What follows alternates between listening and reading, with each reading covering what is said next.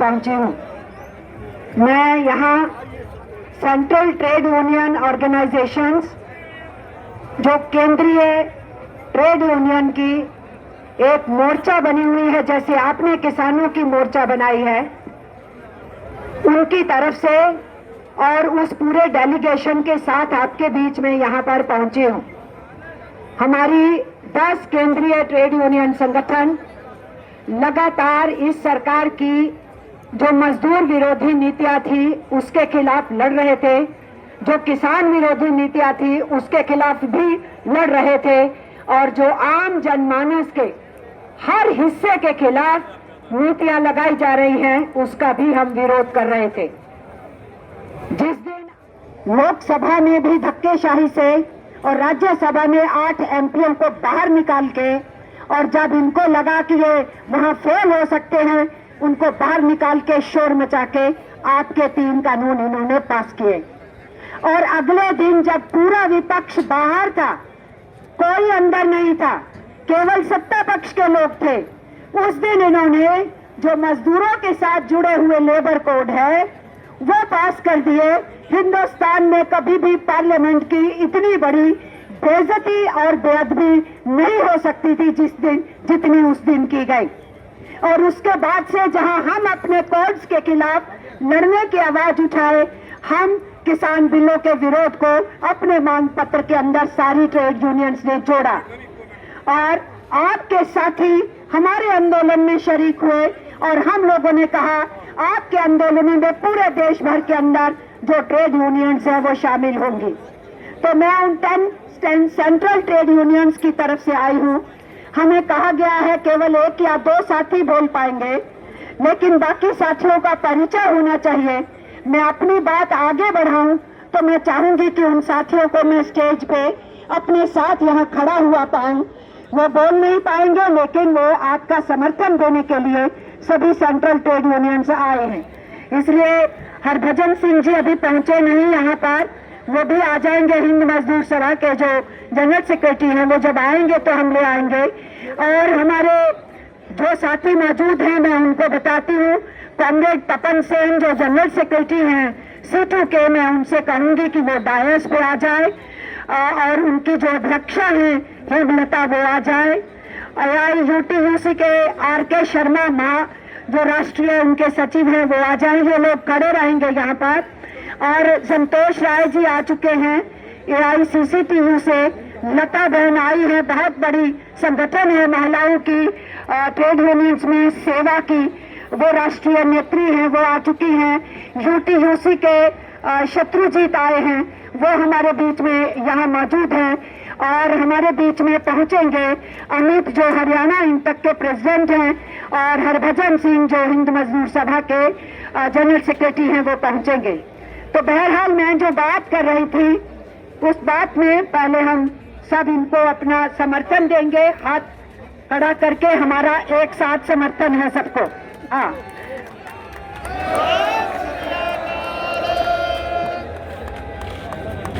इस समर्थन के बाद मैं अपनी बात जारी रखती हूँ। मैंने क्यों कहा कि मुझे बहुत खुशी है, मैं एक स्वतंत्रता सेनानी की बेटी हूँ। मैं ये इसलिए इस तरीके से बात शुरू की क्योंकि जो कहा गया, जब आप लोगों ने आंदोलन शुरू किया गया, आपको नेम कॉलिंग की गई, तरह तरह से बदनाम करने की कोशिश की गई। तो मैं आज हुक्मरानों को बताना चाहती हूँ कि हिंदुस्तान के अंदर जब अंग्रेजों के शासन की लूट खसूट शुरू हुई थी, जब हिंदुस्तान की किसानी को बर्बाद करना शुरू किया था ब्रिटिश साम्राज्यवादियों ने, जब उन्होंने बर्बाद करना शुरू किया था, हमारे किसानों को, हमारे आदिवासियों को और हमारे लुटे पुटे जो किसान थे बहुत मजदूर बन गए, और वो शहरों में उद्योगों में काम करने के लिए गए।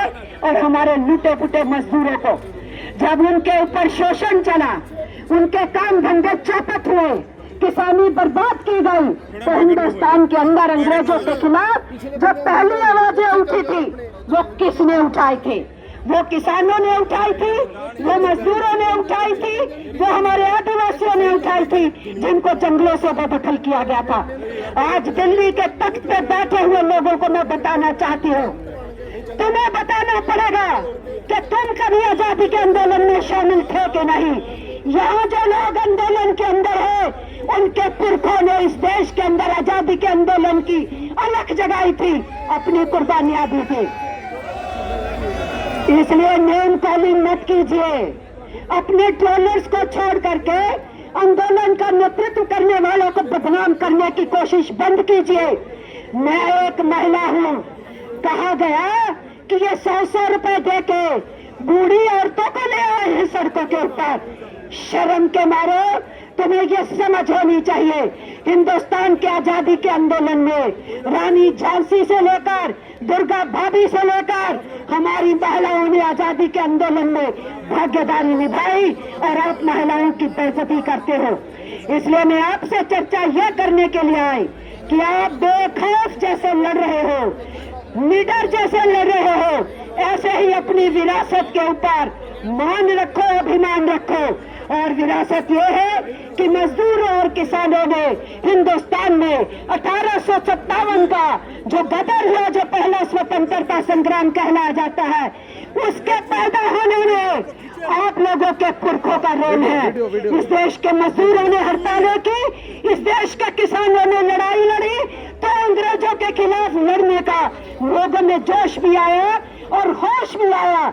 पहले स्वतंत्रता आंदोलन के बाद जब इस देश में आंदोलन तेज हुआ, तो कुर्बानियों के किस्से पूरे हिंदुस्तान के लोगों ने लिखे, और उन कुर्बानियों के किस्सों में सबसे ज्यादा ये जो खित्ता है पंजाब और हरियाणा, इनका बहुत ही महान रोल था उस कुर्बानियों के रास्तों के अंदर। काला पानी जाने में भी, फांसियों के तख्ते चूमने में भी, और सीने में गोली खाने में भी, पीठ पे लाठी खाने में भी इनका बहुत बड़ा रोल रहा है।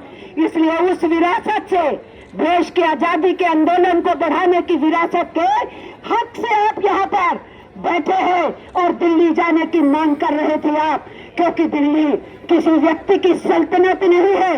दिल्ली हिंदुस्तान के अंदर आज पार्लियामेंट्री डेमोक्रेसी का एक सिंबल है, लेकिन उसी पार्लियामेंट्री डेमोक्रेसी की धज्जियां उड़ाने वाली ये सरकार आप लोगों से ये बोली कि आप दिल्ली नहीं आ सकते हैं, और आना है तो बुराड़ी में बंद हो जाइए वहां पर, ताकि आपको इनसर्कल किया जाए।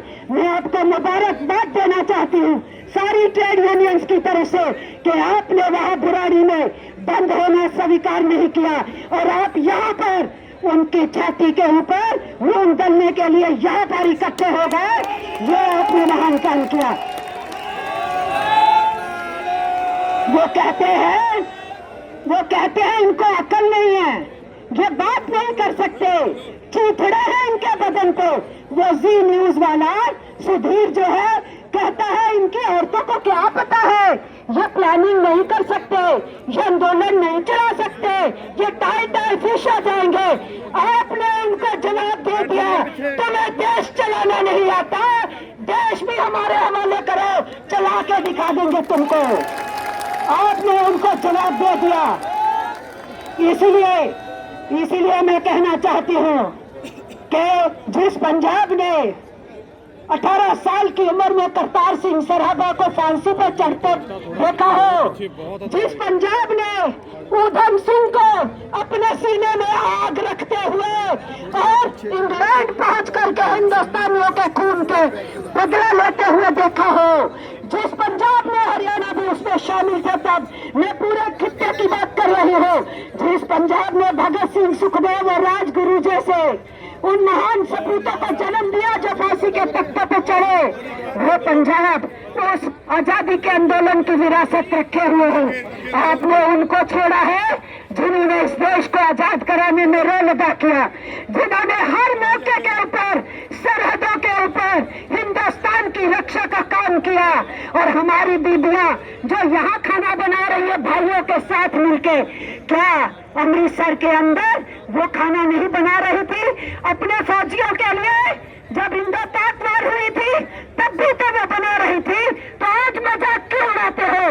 अगर वो यहाँ पर धरने के स्थल पे एक एक्टिविस्ट बन के भी आई है और पूरे भाइयों के साथ मिलकर के खान पान का इंतजाम भी देख रही हूँ। इसलिए मेरा आपसे ये कहना है कि हम लोगों ने 26 नवंबर की हड़ताल का नारा दिया, आपकी संयुक्त जो संघर्ष समिति है उसने हमारा समर्थन दिया। हम लोगों ने एपेक्स लेवल पे बैठ के इनके साथ मीटिंग की, आपकी लीडरशिप के साथ मीटिंग हुई। उस मीटिंग के बाद 26 और 27 दोनों दिन के आपके कार्यक्रम को हमने ट्रेड यूनियंस की तरफ से पूरा समर्थन दिया। संतोष जी आप अच्छा नीचे चले गए, सबको समर्थन दिया और फिर हमने निर्णय लिया जो आप फैसले लेंगे, आंदोलन करेंगे, आपकी संघर्ष समिति को, किसानों के आंदोलन को ट्रेड यूनियंस की तरफ से पूरा भरपूर मदद मिलेगी।